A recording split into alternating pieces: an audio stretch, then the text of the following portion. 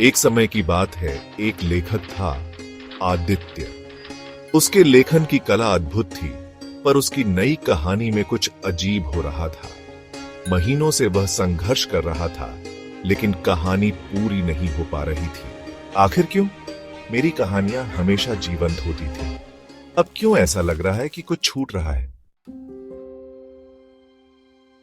उस रात जब आदित्य सो गया, उसकी कहानी के शब्दों ने उसे बुलाया।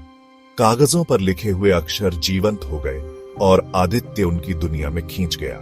यह मैं कहां हूं? यह तो मेरी कहानी की दुनिया है।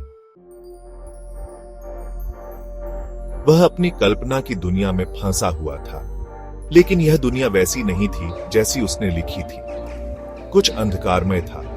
उसकी कहानी का खलनायक कालसुर शक्ति से भरपूर हो चुका था और इस दुनिया को बर्बाद करने की कगार पर था। आदित्य, तुम यहाँ कैसे? हमें तुम्हारी जरूरत है। कालसुर को हराने का केवल एक ही तरीका है, कहानी को पूरा करना। आदित्य को समझ आ गया कि उसकी कहानी का अधूरापन ही समस्या है। उसे अपनी कल्पना को जोड़कर कालसुर को हराने का तरीका लिखना होगा।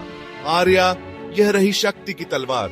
यह कालसुर को हराने में तुम्हारी मदद करेगी। आदित्य अपनी कुर्सी पर जागा। उसकी कहानी पूरी हो चुकी थी। उसने महसूस किया कि एक लेखक की शक्ति केवल कल्पना नहीं है, बल्कि उसे पूरा करने का साहस भी है।